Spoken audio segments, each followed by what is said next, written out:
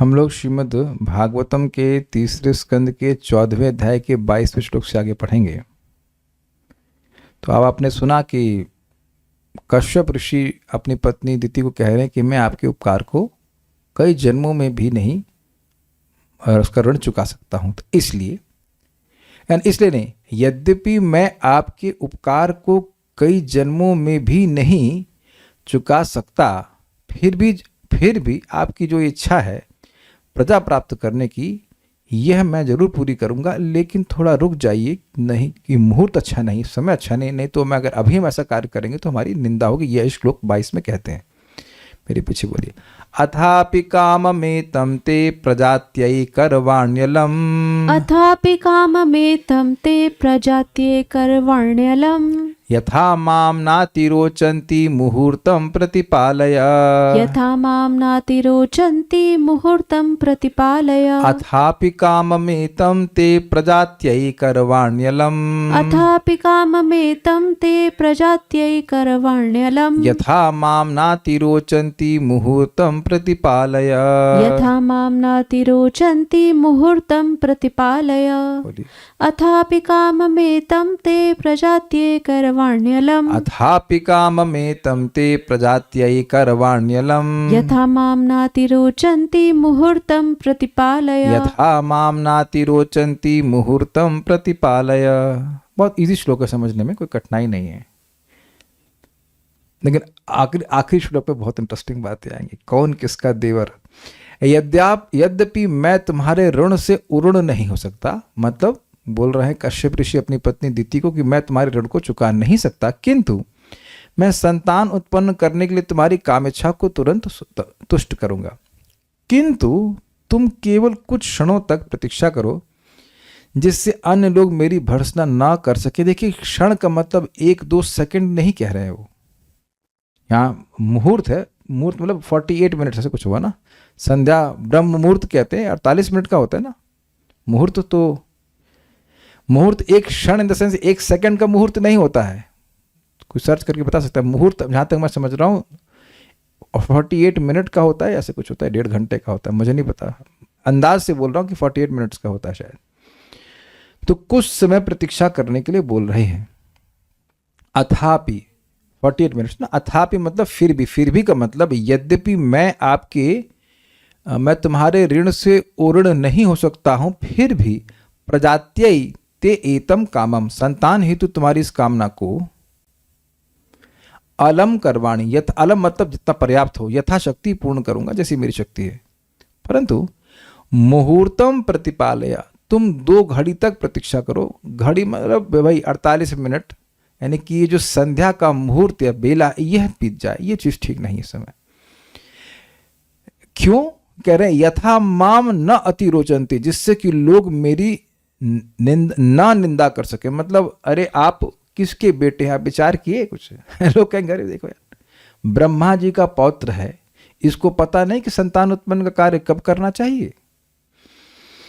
तो लोग मेरी निंदा करेंगे और ऑब्वियसली आपकी भी निंदा करेंगे, तो इस कारण से आप थोड़ा समय रुक जाइए। श्लोक तो बहुत स्पष्ट है। अथापि कामम एतम ते, यद्यपि मैं आपके ऋण से उऋण नहीं हो सकता हूं, फिर भी मैं एतम, आपकी जो इच्छा है पुत्र प्राप्ति की, वह मैं पूरा करूंगा। प्रजात्य मतलब प्रजा की इच्छा को, करवाण्य अलम मतलब पर्याप्त मात्रा में, जितने शक्ति मेरे पास है उससे मैं पूरा करूंगा। यथा माम न अति रोचन्ति, लेकिन जिस प्रकार मेरी निंदा ना हो। अति रोचन्ति मतलब निंदा, तो न अति रोचन्ति मतलब निंदा नहीं हो, उस प्रकार मुहूर्तम प्रतिपालय, उस प्रकार आप समय का प्रतीक्षा करें। मतलब वह जो मुहूर्त था वो क्या था, वो मुहूर्त था संध्या का समय। तो वो आपको तब तक वेट करना चाहिए, प्रतीक्षा करना चाहिए, जब तक ये मुहूर्त बीत ना जाए। ये अर्थ है, बहुत सिंपल है, सिंपल श्लोक है। श्रीधरी, यद्यपि तुम्हारा अनुकरण करना, मतलब जैसे तुम मुझ पर उपकार कर रही हो वैसा ही मैं तुम पर उपकार करूं, तो इसे अनुकरण करना कहते हैं। जैसे यहां पे मैं श्लोक बोल रहा हूं तो वेदवादिनी भी इसी प्रकार से श्लोक बोल रही, तो मेरा अनुकरण कर रहे हैं ना। जैसे मैं जिस ट्यून में बोलता हूं वैसे आप बोल लेते हैं। तो यहाँ अनुकरण का मतलब होता है नकल करना। अग्रीड। तो कह रहे हैं मैं तुम्हारी नकल नहीं कर सकता हूं, यद्यपि तुम्हारा अनुकरण करना अर्थात तुम्हारे उपकार के समान उपकार करना तो संभव है, भाई वो तो हम कर नहीं सकते, फिर भी तुम्हारी संतान प्राप्ति की इच्छा को मैं तो अपनी शक्ति के अनुसार पूर्ण करूंगा। किंतु इस समय तुम एक मुहूर्त तक प्रतीक्षा करो जिससे कि लोग मेरी निंदा ना करें। तो ध्यान दीजिएगा कि क्षण की बात नहीं हो रही है, इट्स नॉट 1 सेकेंड। वह 1 सेकेंड वेट करने में, इतनी देर में बोल रहे हैं, 1 सेकंड तो उसी में निकल जाएगा, है कि नहीं? श्लोक बोलने में ही 1 सेकंड निकल जाएगा, तो इसलिए 1 सेकंड की बात नहीं हो रही है। It doesn't make sense in that sense. 1 second की बात नहीं, बात हो रही है कुछ ऐसे। आप लोग बोलते हैं भाई 1 मिनट रुको, तो आप 1 ही मिनट घड़ी दे के रुकते हैं। भारत में तो स्पेशली बोलते हैं हम बस 2 मिनट में आ रहे हैं, और आप जानते हैं इसका मतलब 2 मिनट नहीं होता, इसका मतलब है तो आधा घंटा हो रहा है या वो 3 दिन होगा, कोई भरोसा नहीं है। 2 मिनट में आ रहे हैं, तो खाली वो एक बात बोलने के लिए है। तो यहाँ पे प्रभुपाद समझा रहे हैं क्षण का मतलब समझना होगा कि मुहूर्त, वो at least technically speaking at least 48 minutes, 48 minute आपको रुकना होगा। तात्पर्य, भले ही स्त्री वश पति अपने पत्नी से प्राप्त होने वाले सारे लाभों का ऋण चुका पाने में समर्थ न हो, किंतु जहाँ तक कामेच्छा की पूर्ति द्वारा संतान उत्पन्न करने की बात है, किसी भी पति के लिए तनिक भी कठिन नहीं है जब तक कि वह नितांत नपुंसक न हो। समान परिस्थितियों में पति के लिए बहुत ही आसान कार्य है। अत्यंत उत्सुक होने पर भी कश्यप ने अपनी पत्नी से कुछ क्षणों तक प्रतीक्षा करने के लिए कहा, जिससे अन्य लोग उसकी निंदा न करें। वे अपनी स्थिति की व्याख्या इस प्रकार करते हैं। अब बड़ा रुचिकर बात है। मान लीजिए दीदी कहे हमको कोई परवाह नहीं कि दुनिया क्या कहती है, आपको और हमको। बड़ा सुंदर लिंक है। हमें कोई फर्क नहीं पड़ता। बहुत दुनिया में लोग होते हैं ना जो ना हमें कोई फर्क, कोई बोलते रहो, हमें क्या फर्क पड़ता है। तो अब उनको डरा रहे हैं, कहीं देखो भाई इस घोर बेला में शिव जी के पार्षद भूत प्रेत घूम रहे हैं, वही तुम्हारे पेट में घुस जाएगा। तो समझ रहे हैं, इसलिए इस बातों को कह रहे हैं, डरा रहे हैं दीदी को। आपने देखा होगा कि बच्चों को डराने के लिए मम्मी बोलती है हाउ बुलाऊ आ जाएगा, क्या हाउ बुलाई बोलते हैं, हाँ हाउ बुलाऊ आ जाएगा, हाउ आ जाएगा, हाउ आ जाएगा। तो पता नहीं हाउ क्या होता है, ना माँ ने देखा ना किसी ने देखा, लेकिन बच्चा सोच लेता कोई हाउ होगा, अगर मैं शैतानी करता रहा तो हाउ के मुझे खा जाएगा, ये बिल्ली खा जाएगा, कुछ तो ऐसा बोलते हैं। तो यहां ये सत्य बोल रहे हैं, झूठ नहीं बोल रहे हैं। तो वह उनको डरा रहे हैं कि भाई डर के कारण भी तुम कुछ मान जाओ बात। तो मेरे पीछे बोलिए, एषा घोरतमा वेला घोराणाम घोर दर्शना। एषा घोरतमा वेला घोराणाम घोर दर्शना। चरन्ति यस्यां भूतानि भूतेशानुचराणि ह।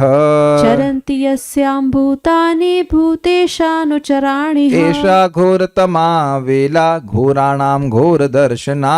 एषा घोरतमा वेला घोराणाम घोर दर्शना। चरन्ति यस्यां भूतानि भूतेशानुचराणि ह। चरन्ति यस्यां भूतानि भूतेशानुचराणि ह। बोलिए, एषा घोरतमा वेला घोराणाम घोर दर्शना। एषां घोरतमा वेला घोराणाम घोर दर्शना। चरन्ति यस्यां भूतानि भूतेशानुचराणि ह। चरन्ति यस्यां भूतानि भूतेशानुचराणि ह। थोड़ा ग्लास पानी दे दीजिए। यह विशिष्ट वेला, स्पेशल समय, वेला मतलब समय, अतीव अशुभ है, क्योंकि इस वेला में भयावने दिखने वाले भूत तथा भूतों के स्वामी के नित्य संगी दृष्टिगोचर होते हैं। यानी भूत दिखते हैं और भूतों के स्वामी के नित्य संगी अर्थात शिव जी के पार्षद दिखाई पड़ते हैं।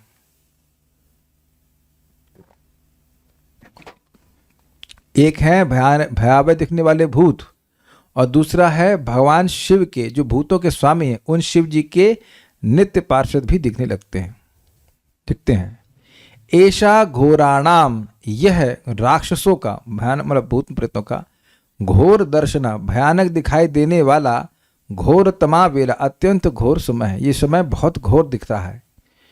यस्याम, जिसमें भूतेश, भूतनाथ शंकर जी के, भूतों के स्वामी के, अनुचराणी, अनुचरगण, भूतानी यानी भूत प्रेत, हो अर्थात निसंदेह, चरंती यानी घूमती रहती। यानी कि मैं तुमको केवल डराने के लिए नहीं बोल रहा हूं, वाकई ऐसा है। ह शब्द निसंदेह अवधारणा के लिए है। जैसे माँ का उदाहरण जो मैंने दिया कि हाउ है, तो वो हाउ है नहीं, उसको कुछ पता नहीं, माँ को नहीं दिखता है, माँ शास्त्र के आधार पर नहीं बोल रही कि हाउ है कि नहीं है।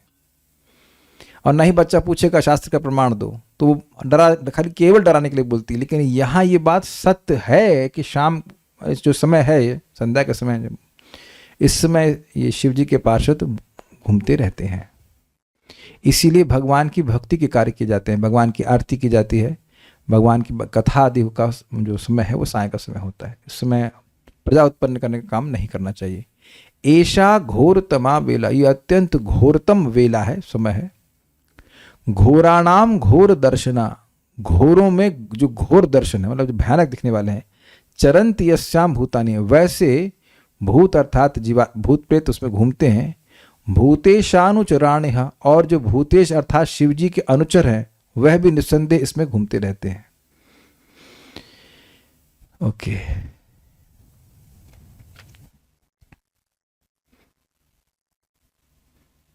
श्रीधरी, अपनी निंदा की परवाह नहीं करने वाली दिति को डराने के लिए कश्यप महर्षि श्री रुद्र का वर्णन एवं इत्यादि यानी इस श्लोक से 7 श्लोकों से करते हैं। यह भयंकर जीवों यानी राक्षसों आदि की बेला है और स्वयं भी देखने में भयंकर है। मतलब वह इस बेला में भयानक दिखने वाले जीव घूमते हैं और ये बेला देखने में भी भयानक लगने वाली है। घोराणाम घोर दर्शना, ये बेला घोर है, भयानक है, और उसमें घूमने वाले लोग भी भयानक है। इस बेला में भगवान शिव के गण भूत प्रेत आदि विचरण किया करते हैं। सारा दर्शनी, निंदा की उपेक्षा करने वाली दिति को भय दिखाने के लिए श्री रुद्र का वर्णन ऐशा आदि 7 श्लोकों में किया गया है। वो एवा शब्द नहीं था, ऐशा शब्द था, पिछले वाले में थोड़ा मिस्टेक है। भयंकर भूत प्रेत आदि का दर्शन जिस काल में होता है, अतः यह समय अति घोरतम है। ये आप लोग बिल्कुल मतलब स्पष्ट समझ लीजिए कि भूत प्रेत आदि जो है वो अंधकार के समय, शाम के समय के बाद बहुत प्रबल हो जाते हैं। ये पता है आपको बात कि नहीं पता होगा? जितने भी अघोरी भगोरी हैं वो सब इनका सारी जो साधना है वो रात्रि के समय चलती है या शाम के समय के बाद से चालू हो जाती है। एक भक्त पूछ रहे इस वेला का अप्रोक्सीमेट टाइम क्या होता है? आपको आप तो किस तांत्रिक से पूछेगा, लेकिन अब डिटेल टाइम तो नहीं बताया। शाम से शुरू होता है, संध्या काल से शुरू होता है, ये बात बोलते हैं। अब बता रहे हैं कि कोई 12 बजे तक एट पीक होता है, हमको इस बारे में कुछ ठीक है कोई खास जानकारी नहीं है। घोराणाम बेला से तात्पर्य इस समय के अधिपति भयंकर भूत प्रेत आदि से है। मतलब घोरों की बेला है, भूत प्रेतों की बेला है। भयंकरता को ही चरंती इत्यादि द्वारा व्यक्त किया गया है, अर्थात भूतपति रुद्र के अनुचर वृंद जैसे भूत प्रेत पिशाच आदि इस समय इधर उधर परिभ्रमण कर रहे हैं। तात्पर्य, कश्यप अपनी पत्नी दिति से पहले ही क्षण भर के लिए प्रतीक्षा करने के लिए कह चुके थे और अब वे उसे आगाह करते हैं कि यदि इस विशेष बेला पर ध्यान नहीं दिया गया तो इस वेला में अपनी स्वामी रुद्र के साथ इधर उधर विचरण करने वाले भूत प्रेत अवश्य दंड देंगे। तो बिल्कुल स्पष्ट है, तो उसको डरा रहे हैं अभी।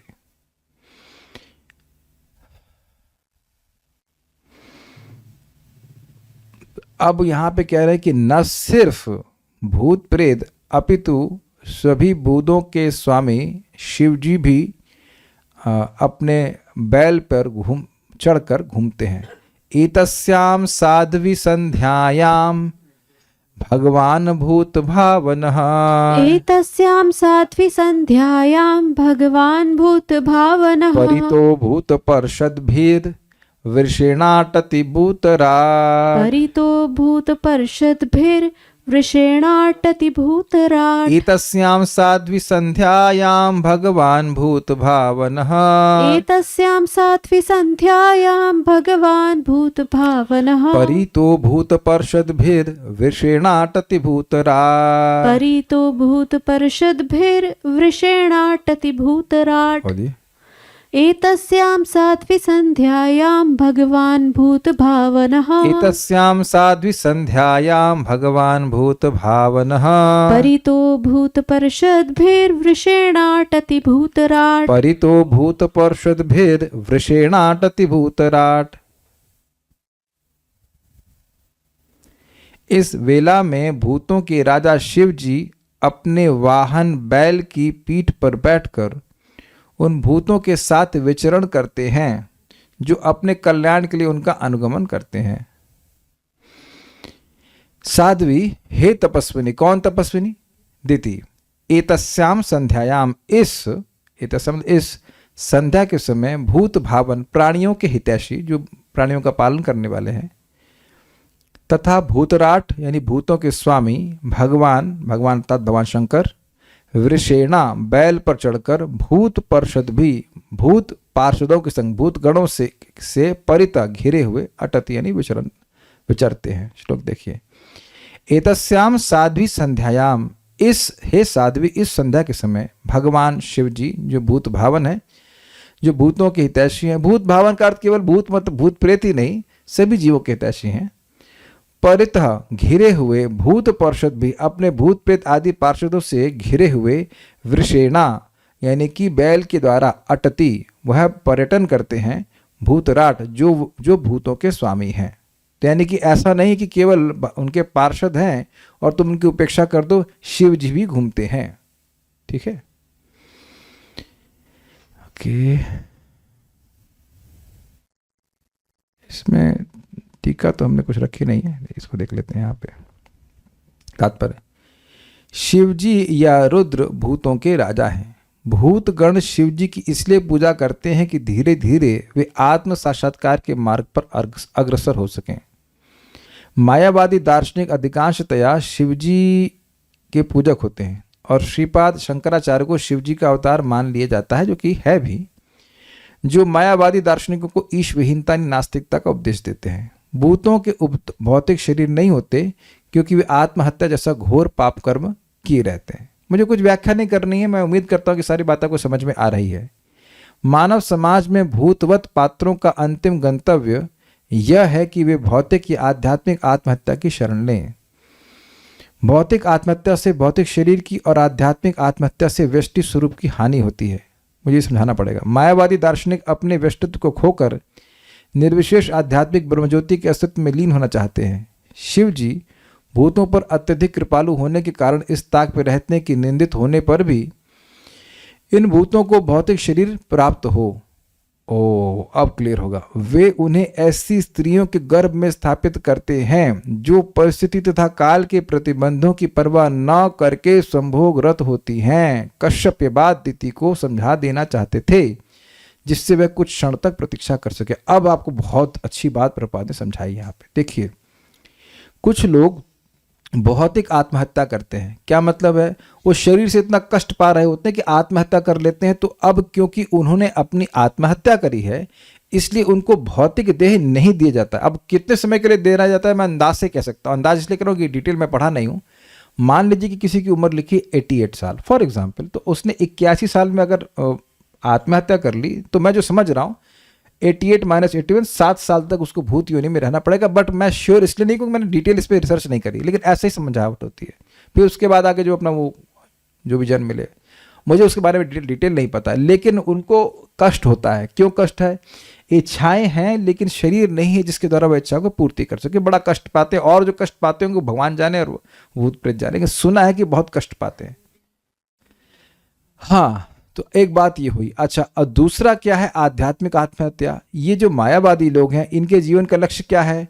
निर्विशेष ज्योति में जाके लीन हो जाओ। जब लीन हो जाओगे तो क्या नुकसान होगा? जैसे इस जगत में व्यक्ति अपने शरीर को हत्या कर देता है तो उसको अपना भोग करने के लिए शरीर नहीं मिलता है। तो जो अपनी आध्यात्मिक आत्महत्या करना चाहता है, ब्रह्मज्योति में लीन होना चाहता है, उसको एक आध्यात्मिक शरीर नहीं मिलता जिसके द्वारा भगवान की सेवा करे। तो ये दो प्रकार के लोग हैं।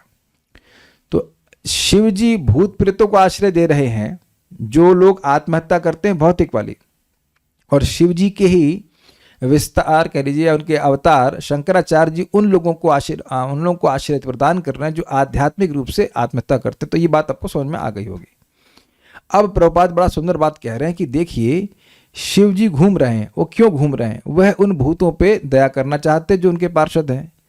तो अब वह देखते हैं कि अगर कोई स्त्री गलत समय में पति का संग कर रही है तो उसके गर्भ में उस भूत या प्रेत को डाल देंगे। वो अपराध कर रही है, दंड किस प्रकार से देंगे? तुम भूत की मां बन जाओ।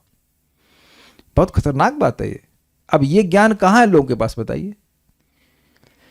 इसीलिए तो गर्भाधान वगैरह की व्यवस्था होती है, समय सही होना चाहिए और वो सब कुछ ठीक होना चाहिए, तब कृष्ण भावना भावित संतान होगा। नहीं तो शाम के समय इस प्रकार का संग करता है तो अब वह भूत प्रेत का ही जन्मदाता बनेगा। शिव जी स्वयं व्यवस्था करेंगे कि तुम दंड के रूप में जीवन भर एक भूत प्रेत को ही पालो।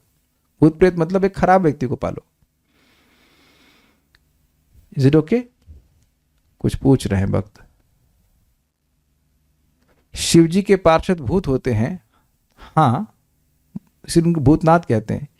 एक बार आध्यात्मिक आत्महत्या वापस बता दीजिए। देखिए, आध्यात्मिक आत्महत्या का मतलब क्या है? जैसे भौतिक आत्महत्या में व्यक्ति एक भौतिक शरीर को नहीं प्राप्त कर पाता जिससे उसको भोग करने को मिले, ऐसे ही आध्यात्मिक आत्महत्या में व्यक्ति अपने आप को ब्रह्मज्योति में लीन करने का प्रयास करता है। तो उससे जो उसका आध्यात्मिक स्वरूप है, जो उसकी आध्यात्मिक इंद्रियां हैं, जो आध्यात्मिक शरीर है, वह उसको नहीं मिल पाएगा। सीधी सी बात है। जिसके द्वारा भगवान की सेवा करता, तो इसलिए उसको आध्यात्मिक आत्महत्या कहते हैं। ये मायावादियों का गोल है। तो इसलिए तुमको बच के रहना होगा। आखिरी श्लोक है, थोड़ा सा लंबा होगा, थोड़ा सा लंबा होगा, ये मजेदार है। अब मान लीजिए दीदी कहीं ऐसा करते हैं, हम कहीं छुप जाते हैं मतलब ऐसी जगह चले जाते हैं जहां शिव जी हमको देख ना पाए ऐसा लिंक बनाते हैं। कहने कोई बात नहीं, अगर आपको लग रहा है कि शिव जी घूम रहे हैं तो हम लोग कहीं एकांत में चले जाते, छुप जाते हैं ताकि शिव जी हमको देख ना पाए। तो कह रहे हैं देखिए भाई, उनके त्रिनेत्र हैं।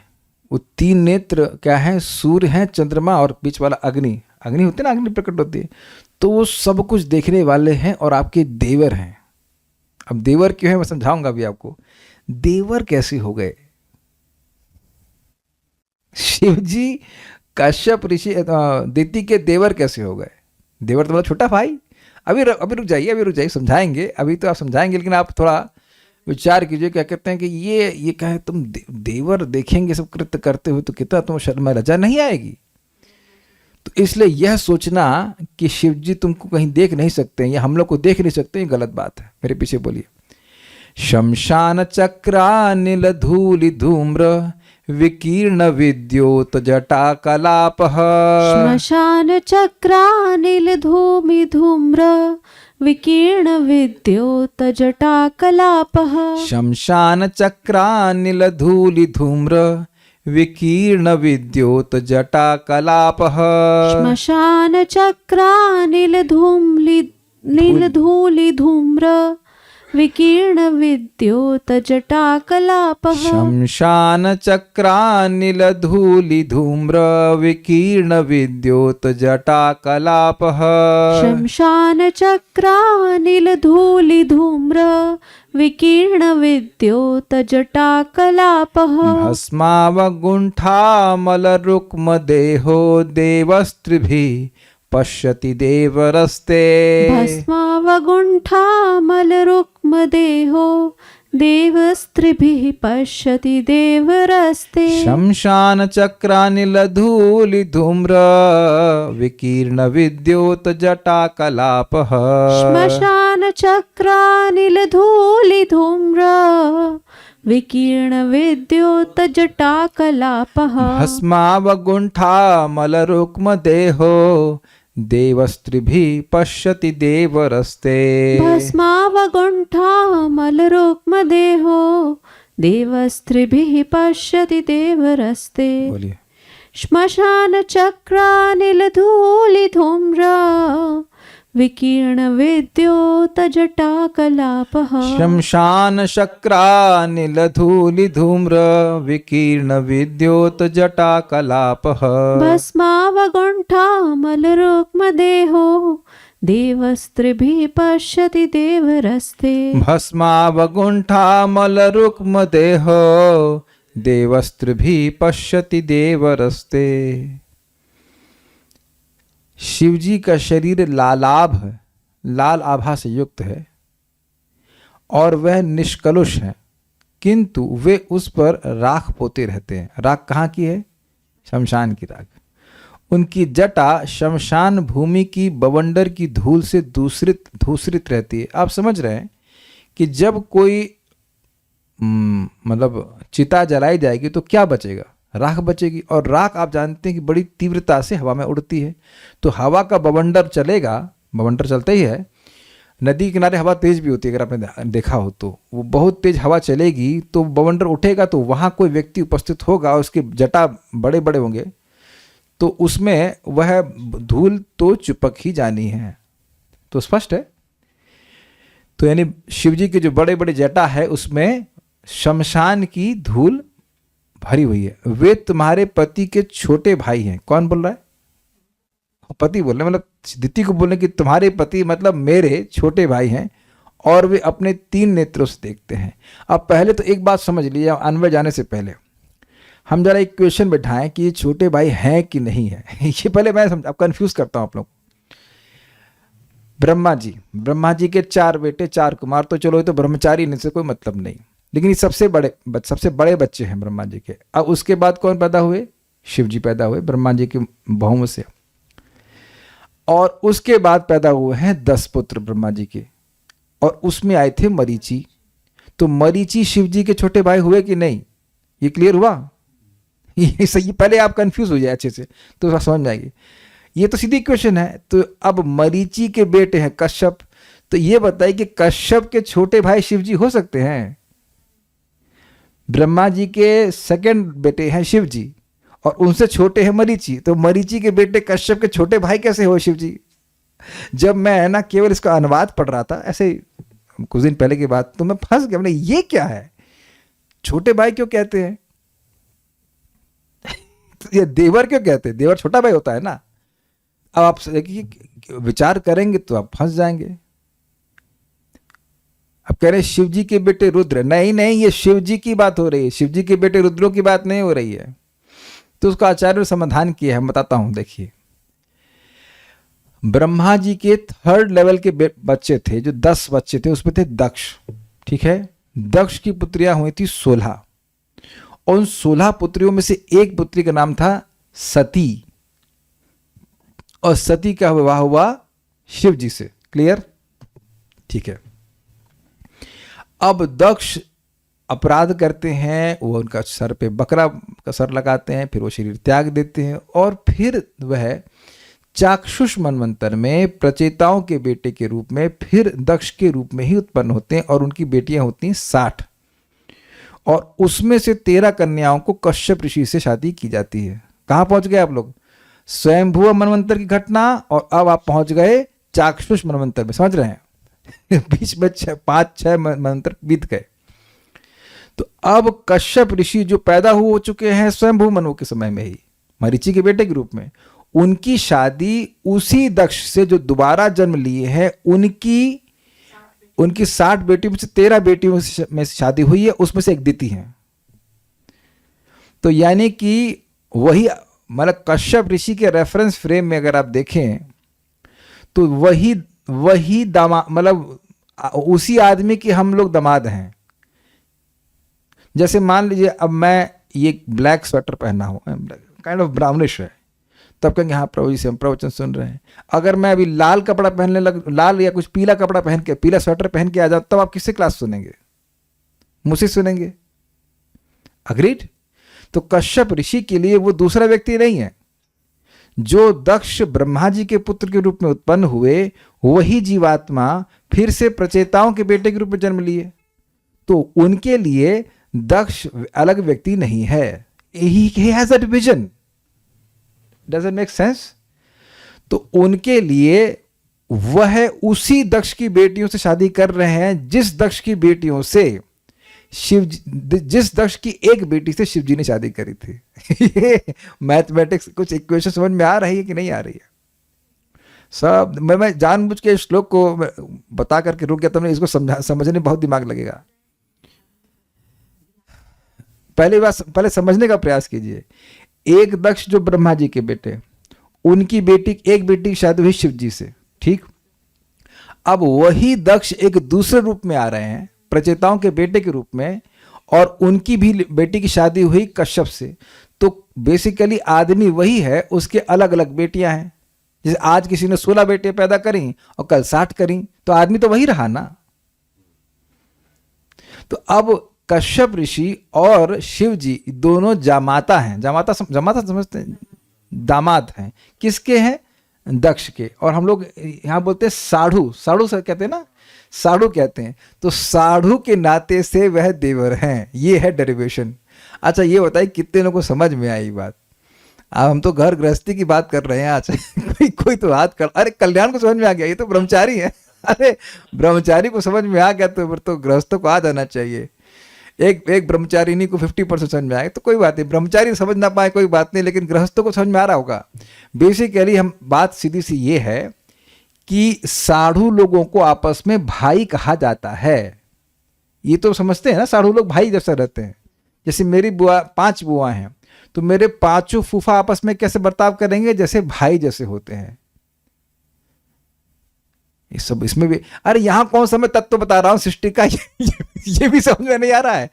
इस साड़ू ने क्यों, हलादनी माता जी साड़ू समझती है ना आप लोग? साड़ू, साड़ू सही लैंग्वेज से बोल रहा ना। साड़ू मतलब कि 2 बहनें हैं तो 2 बहनों के 2 अलग अलग पति हैं, तो वह पति आपस में भाई जैसे माने जाते हैं। साड़ू, साड़ू भाई। ओके, तो ये कह रहे हैं कि आपके साड़ू भाई, अगर देवर नहीं समझ में आ रहा आपको, तो आपके साड़ू भाई शिव जी हैं, उनकी 3 नेत्र हैं, वो देखेंगे खराब लगेगा। अब तो समझ में आ गया।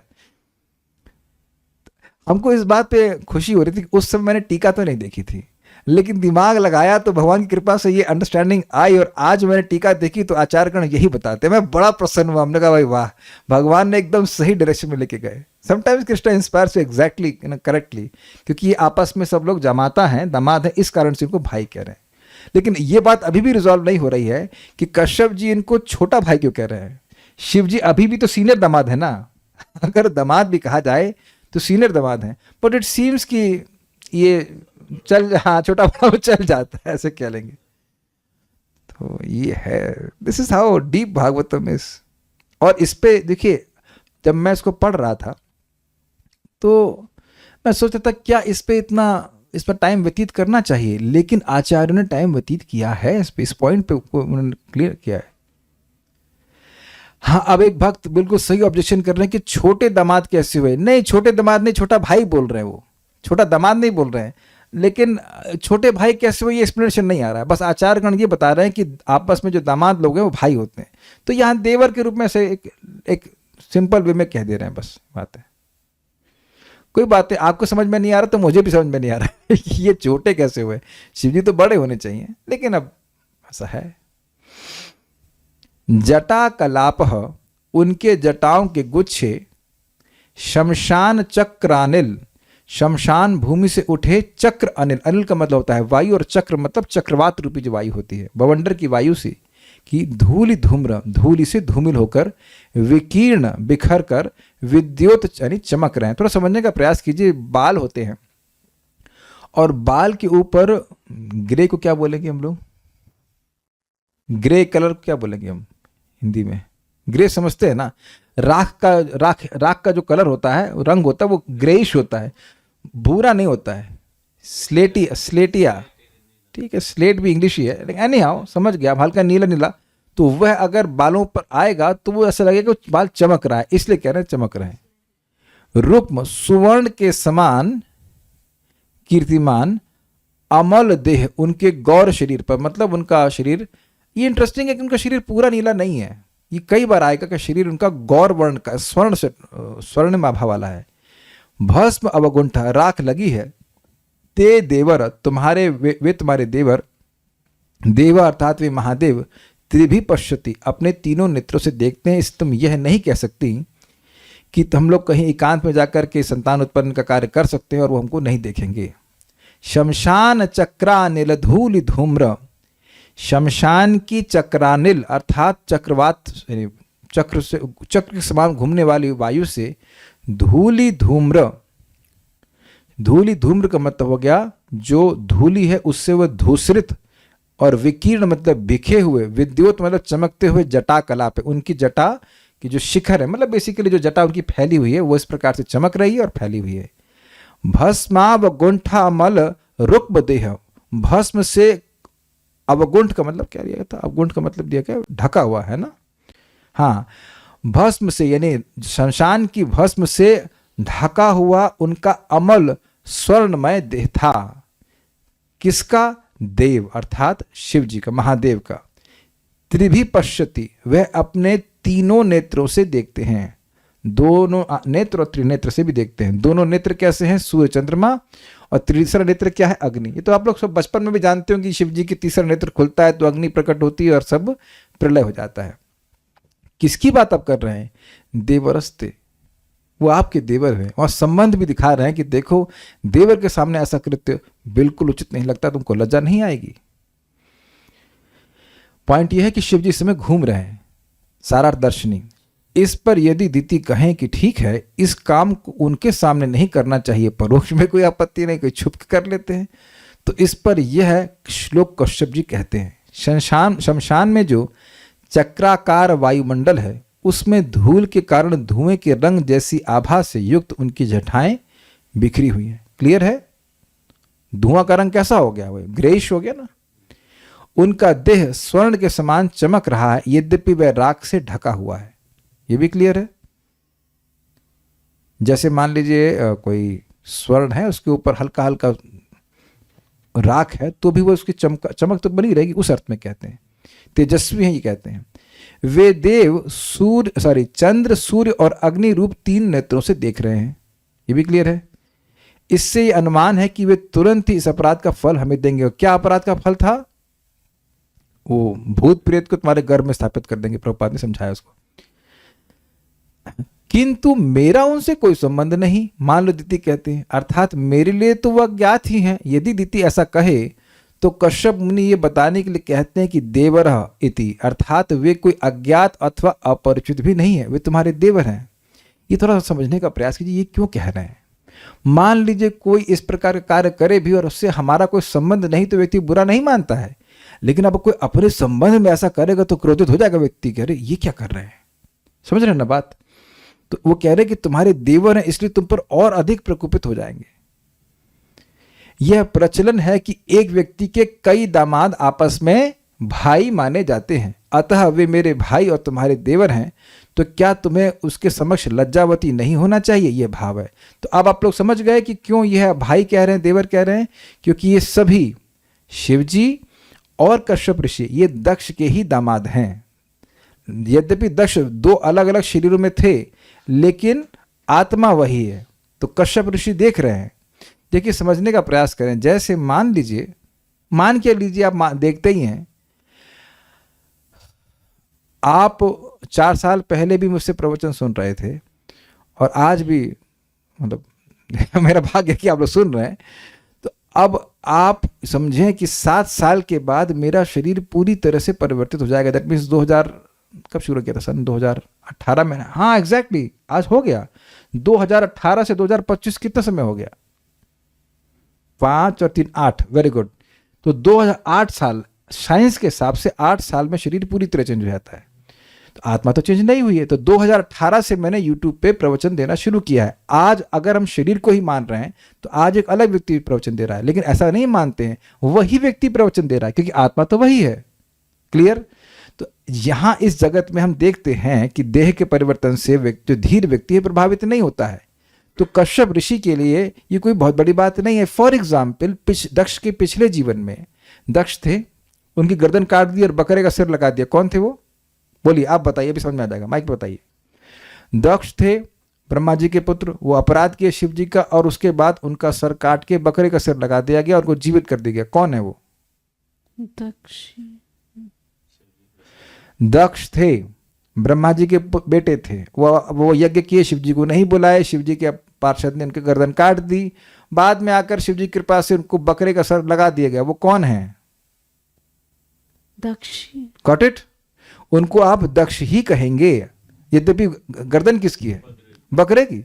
वहां प्रभुपाद इस बात को समझाएंगे कि वहां पे दक्ष फिर वही बकरे के मुख से शिव जी की प्रार्थना कर रहा है। It is the person, it's not the body. हमारे संग यही प्रॉब्लम है कि हम लोग बॉडी को मान रहे हैं, लेकिन एक्चुअली कश्यप ऋषि देख रहे हैं कि आत्मा तो वही, उनका सामर्थ्य वही है, उनका सामर्थ्य है भाई वो।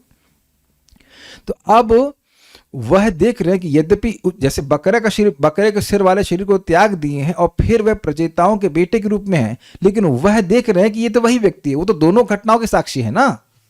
वो तो यह भी जानते कि यही व्यक्ति का बकरे का सर था, वही जानते यही व्यक्ति दोबारा जन्म लिया है, तो उनके लिए तो अलग व्यक्ति नहीं है। तो वह भी अपने आप को उसी दक्ष का दामाद मान रहे हैं जिस दक्ष के दामाद शिव जी थे।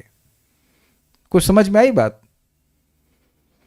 यही देखिए बड़ी अद्भुत बात बोली जा रही है कि इस आदमी, जैसे मेरे पिछले जन्म के दामाद का नाम कौन होगा, क्या जानते हैं? सुरेशा माता जी, पिछले जन्म के आपके दामाद के बारे में कुछ पता है आपको? हम लोग क्या बोल सकते हैं, नो आइडिया। लेकिन ये लोग इस लेवल पे हैं कि व्यक्ति के जन्मों को देख सकते हैं। जैसे अगर आप लोगों ने कहीं सुना हो कथा कि एक बार नारद जी किसी को उद्धार कर रहे थे, कि सर्प का उद्धार कर रहे थे, तो एक बार वो सर्प बना, उसके बाद फिर उनकी कृपा से कुछ और योनि में आ गया, फिर उसके बाद वो इंसान बना, तो वो जान रहे कि यही आदमी है, फिर उसको उद्धार धीरे धीरे करके करते हैं, लाइक दैट। तो वो एक ट्रांसेंडेंटल लेवल पे हैं, दिव्य स्तर पे हैं, तो इसलिए वो देख रहे हैं कि तो आदमी वही है। तो शिव जी भी दक्ष की ही बेटी के पति हैं, यानी कि सती के थे कह लीजिए, और शिव जी और कश्यप जी ने दक्ष की बेटी दिति से शादी करी है। तो दोनों ही लोग दक्ष के दामाद हैं, इस कारण से आपस में भाई हैं। अब समझ में आ गई होगी बात, बाकी आप विचार कीजिएगा तो समझ में आएगा।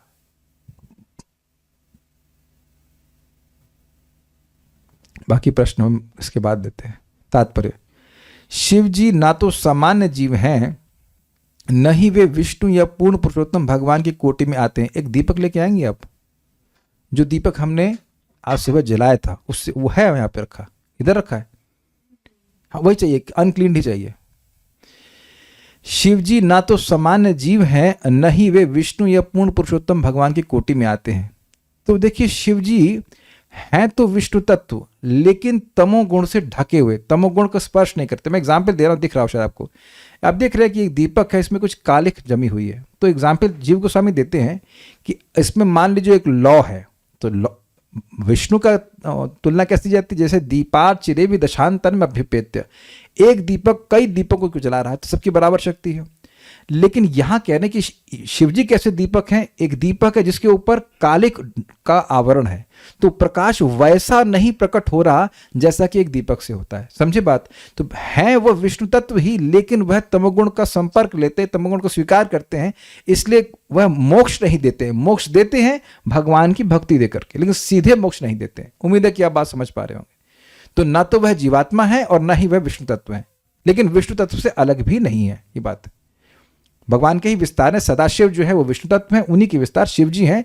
यह शंभुताम तथा समपैत्य कार्यात, इस जगत की सृष्टि के कार्य के लिए वह शंभुत्व को स्वीकार करते हैं, वही भगवान शंभु बन जाते हैं। ये बात है, हम थोड़ा सा समझा रहे हैं, बाकी तो डिटेल है। वे ब्रह्मा समेत किसी भी जीव से अधिक शक्तिमान हैं, फिर भी वे विष्णु के समान स्तर पर नहीं हैं, क्योंकि शिव भगवान विष्णु जैसे ही हैं। अतएव वे भूत, वर्तमान तथा भविष्य देख सकते हैं। उनका एक नेत्र सूर्य के समान है, दूसरा चंद्रमा के समान, तथा उनका तीसरा नेत्र जो उनकी भवों के बीच में स्थित है अग्नि के तुल्य है।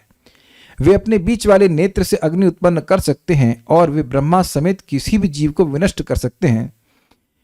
फिर भी वे न तो किसी अच्छे घर में तड़क भड़क से रहते हैं, न ही उनके कोई भौतिक संपत्ति है, यद्यपि वे भौतिक जगत के स्वामी हैं। बिल्कुल स्पष्ट है। वो बरगद के पेड़ के नीचे रह के कथा करते हैं या शमशान में बैठते हैं। वे अधिकांशतया शमशान में रहते हैं, जहां शव जलाए जाते हैं, और शमशान के बवंडर की धूल ही उनका वस्त्र है, मतलब दिगंबर है, कपड़ा भी नहीं पहनते। वे भौतिक कलमश से रंजित नहीं होते, यानी कि इतने भूत प्रेतों के संग होते भी भूत प्रेत वाला बर्ताव नहीं करते हैं।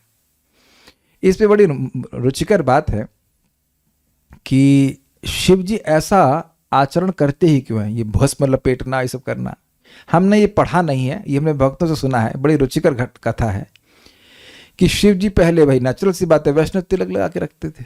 तो अब वैष्णव तिलक लगाएंगे, वैष्णव वेश लगाएंगे, तो उनके पार्षद क्या करेंगे? वो भी ऐसा तिलक लगा के कंठी माला पहन के चलेंगे, लेकिन काम सब गड़बड़, सब देवताओं को परेशान करने के लिए। तो अब देवता परेशान हो गए, तो उन्हें भगवान से कंप्लेन किया कि भगवान ये सब पार्षद हम शिव जी के हम परेशान कर रहे हैं, भूत प्रेत। तो भगवान ने चक्र भेजा। अब चक्र के सामने दिव्यता, जिसने तिलक लगा रखा है, जिसने कंठी बांध रखी, उसकी हत्या कैसे करेंगे? तो ये तो बड़ी दिक्कत। चक्र जाए वापस घूम के आ जाएगी, भाई वैष्णव की हमको वैष्णव कैसे मार देंगे हम? वो सब वैष्णव चिन्ह धारण कर ले, लेकिन काम गड़बड़ कर रहे हैं।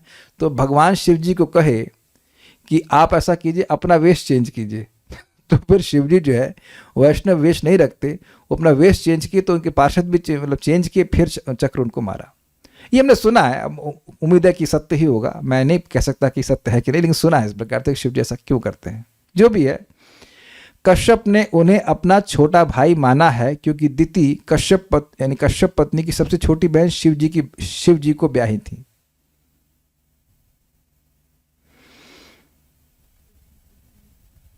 बहन का पति उसका भाई माना जाता है।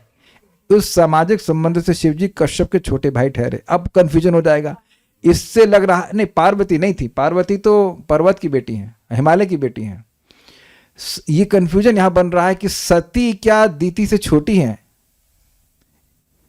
तो यह नहीं हो सकता है, यह नहीं हो सकता है। सती वाली जो घटना है वो स्वयंभू मनवंतर में चली है, और ये चाक्षुष वाली बात है। तो अब जो भी इस तरह से ग्रहण किया जाए, बात सिंपल सी है कि दिति सती के पहले नहीं आई थी, ठीक है। उस सामाजिक संबंध से शिवजी कश्यप के छोटे भाई ठहरे। कश्यप ने अपनी पत्नी को आगाह किया कि क्योंकि शिवजी उनको संभोग रथ देख लेंगे, इसलिए यह वेला उपयुक्त नहीं है। हो सकता है कि दिति तर्क करती कि वे किसी एकांत स्थान में संभोग करेंगे, किंतु कश्यप ने उसे स्मरण कराया कि शिवजी के 3 नेत्र हैं जो सूर्य, चंद्रमा तथा अग्नि कहलाते हैं, और कोई भी उनकी दृष्टि से बच नहीं सकता, जिस तरह विष्णु की दृष्टि से भी कोई बच नहीं सकता। यद्यपि अपराधी को पुलिस देख लेती है, किंतु कभी कभी उसे तुरंत दंड नहीं मिलता। पुलिस उसे दंड दिलाने के लिए उचित समय की प्रतीक्षा करती है। संभोग के लिए निषिद्ध वेला शिवजी द्वारा देख ली जाएगी और दिति भूत जैसे चरित्र वाले या ईश विहीन निर्विशेषवादी शिशु को जन्म देकर समुचित दंड प्राप्त करेगी। कश्यप ने इसे पहले ही देख लिया था, इसलिए उन्होंने अपनी पति दिति को आगाह किया। ये बड़ी सुंदर बात प्रभुपाद ने कही। वो ये कह रहे हैं कि देखिए, उदाहरण प्रभुपाद दे रहे कि पुलिस किसी को पकड़ती है तो तुरंत सूली पे नहीं चढ़ाती है। तो शिव जी देख लेंगे और बोलेंगे कुछ भी नहीं, लेकिन तुम्हारे गर्भ में अब भूत प्रेत को ही स्थापित कर देंगे, तो तुम पूरा जीवन दुख भोगोगे। और वह अपनी भी उनकी शक्ति थी, तो वह देख लेते कि ऐसा होने वाला है। ये सब बातें हैं। अब हम कुछ भक्तों के प्रश्न मन में उमड़ रहे हैं, ऐसा लग रहा है खूब सारे प्रश्न हो रहे हैं, तो हमें करके देख लेते हैं। जैसे भौतिक आत्महत्या में बताया गया है कि कुछ साल तक उसको भौतिक देह प्राप्त नहीं होता है, वे भूत बनकर घूमता है। आध्यात्मिक आत्महत्या में कुछ समय तक उसको आध्यात्मिक रूप नहीं मिलता है और वह वापस भौतिक जगत में आता है। बिल्कुल सही आपने बोला। ये निर्विंदाक्ष विमुक्त मानिनस त्वयस्त भावाद अविशुद्ध बुद्धय आरुह्य कृच्छेन परम पदम तथा पतंति नादृत युष्मात् पदांग्रह। ये बात गर्भस्तुति में देवताओं ने भगवान से कही कि जो लोग बड़ी तपस्या करके इस परम पद को, ब्रह्म पद को प्राप्त करते हैं, वह आपके चरणों का अनादर करने के कारण वापस गिरते हैं, तो वापस इस भौतिक जगत में आते हैं। फिर अब भक्तों के कुछ संकल्प हो, भक्तों की कृपा प्राप्त हो, भक्ति प्राप्त करेंगे, तब भगवान के पास जाएंगे। तो ये बिल्कुल सही अंडरस्टैंडिंग है। लेकिन कुछ समय नहीं बीतता है, काफी समय बीत जाता है ब्रह्म में, उसके बाद व्यक्ति गिरता है। प्रभुपाद इस प्रकार से समझाते हैं।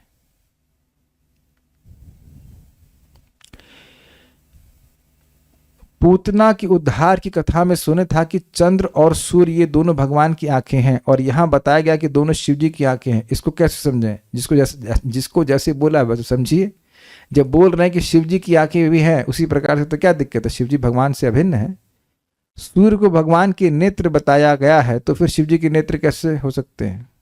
तो केवल आंखें आपके पास है, मेरे पास नहीं है। क्यों भाई? आंखें भगवान के पास हो सकती हैं और किसी के पास नहीं हो सकती हैं। भगवान ने शक्ति नहीं दे सकते हैं शिव जी को। बताया ना प्रभुपाद जी ने, शिव जी इज ऑलमोस्ट गॉड।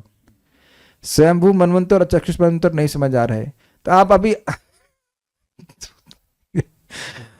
अब ये क्लास होते होते आज कितना साल हो गया? हमें लगता है 4 साल हो गया। 4 साल में आप अभी आए हो और आपको सब कुछ आज ही समझ में आ जाएगा कि चक्षुष मनवंतर क्या होता है। गीता जाके सुनो, 8वां अध्याय, अभी दूसरा अध्याय स्कंद पूरा पढ़ाया है, तीसरा स्कंद पढ़ाया, कितने मनवंतर होते सब पढ़ाया गया है।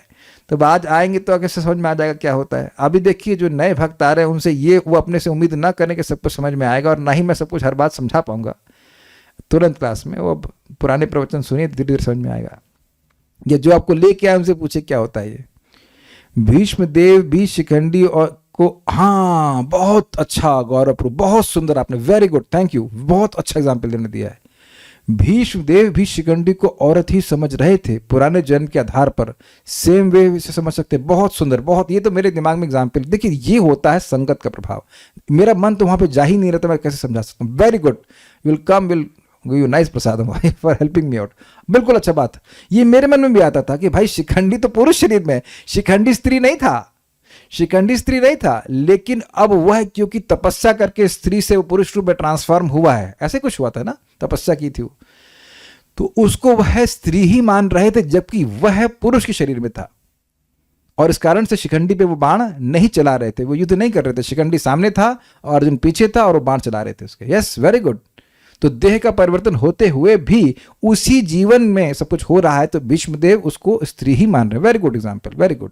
तो उसी प्रकार से दक्ष का शरीर चेंज हो गया है, लेकिन उसको वही दक्ष माना जा रहा है जो कि पिछले जन्म में था। ये बात है। शिव जी तो फिर बड़े हुए ना। अरे भाई फर्जी प्रश्न मत करिए। कश्यप जी का प्राकट्य शिव जी की सती की वेडिंग से पहले हुई, इसलिए कश्यप मुनि उन्हें छोटे भाई कह रहे हैं। नहीं, रॉन्ग आइडिया, ऐसा कुछ नहीं बोल रहे हैं। एक आइडिया है, आइडिया मतलब कहो। शिव जी भगवान नहीं है, पर भगवान से अलग भी नहीं है, पर शिव जी को भगवान या भगवान के समान कहना अपराध है ना। और क्या, पार्वती जी पर्वत की बेटी हैं, इसको एग्जाम्पल एक्सप्लेन कर दीजिए प्लीज, विस्तार में समझा। नहीं समझाएंगे क्योंकि टॉपिक नहीं है। अरे एक ही प्रश्न बार बार कर रहे हैं, स्वयंभू मनवंतर और चक्षुष मनवंतर क्या है, नहीं बताएंगे। नहीं बताएंगे क्या? पैसा मिल दे रहा है क्या? नहीं बताएंगे। नहीं बताएंगे मतलब नहीं बताएंगे। प्रभु जी ये अब सारी चीज एक ही क्लास में बताते हैं आपको। चलिए अब इतना तो हम दुखी नहीं करेंगे। देखिए ब्रह्मा जी का, अब इतना बार पूछ रहे हैं, इतने परेशानी, तो आज समझ लो, दोबारा नहीं पूछना। देखिए ब्रह्मा जी के, हम लोग के 4 युग होते हैं, सतयुग, त्रेता, द्वापर और कली, मिलाकर कितने लाख साल होता है? मोटा मोटी 43 लाख साल। ऐसे 1000 साइकिल के ब्रह्मा जी का एक दिन होता है, यानी 12 घंटे होते हैं। उसमें 14 मनु आते हैं, तो यानी एक मनु 71 चतुर्युग साइकिल तक रहते हैं। तो पहले मनु थे स्वयंभू मनु, उसके बाद अब जो मैं नाम भूल रहा हूँ, उत्तम ऐसे रोचस ऐसे करके अलग अलग नाम है। तो इस समय 7वां मनवंतर चल रहा है। टोटल 14 मनु होते हैं, उसमें भी 6 मनु बीत चुके हैं, 6 मनवंतर बीत चुके, 7वां मनवंतर चल रहा है, उसका 28वां चतुर्युग चल रहा है। ये हिसाब किताब है, शॉर्ट में बता दिया। भगवान शिव विष्णु तत्व कैसे हैं, एक बार फिर से बता दीजिए। और जो शिव जी को बोलते हैं कि ना उनका आदि है और न अंत है, तो क्या सही है? देखिए बहुत सिंपल सी बात है। वैसे तो इस तत्व को हम लोग कहीं सुन चुके हैं, हम लोग बहुत डिटेल में पढ़े थे। एनीवेज, देखिए पहली बात समझ लीजिए कि शिव जी जीव तत्व नहीं है, एकदम स्पष्ट समझ लीजिए।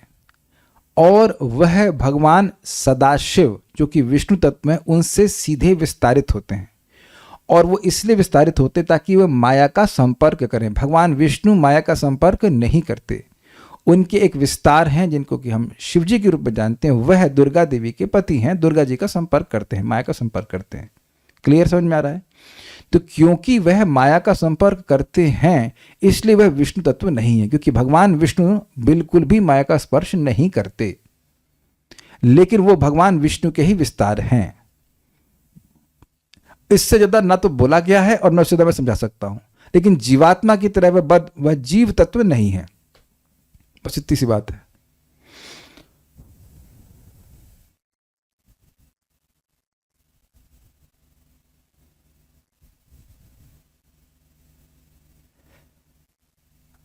हरिनाम दीक्षा में पढ़ाए थे डिटेल में। यस यस यस, हरिनाम दीक्षा में भी पढ़ाया गया है और उधर भी पढ़ाया था। ये हरिनाम चिंतामणि पुस्तक में भी पढ़ाया गया था, दूसरे नाम अपराध में, कि शिव जी के नाम को भगवान के नाम से अलग समझना। तो वहाँ भी चर्चा हुई है। तो इससे इतना हम करके रख देते। मेन बात यहाँ पे, मेन बात यह है कि शिव जी सर्वज्ञ हैं और वो ऐसा होते हुए देखेंगे तो उनको दंडित करेंगे। हमको वो बात बड़ी अच्छी लगी कि दंड भले ही वो भी तुमको कुछ तुरंत अभी त्रिशूल ना चला दें तुम्हारे ऊपर, ऐसा नहीं होगा, लेकिन भविष्य में तुमको बहुत बड़ा कष्ट आएगा। कोई बहुत महान असुर तुम्हारे द्वारा पैदा हो सकता है। और एक्चुअली वो देख रहे थे, वो केवल संभावित नहीं कर रहे थे, वो तेजस्वी हैं, तो वो देख रहे थे कि ऐसा होने वाला है।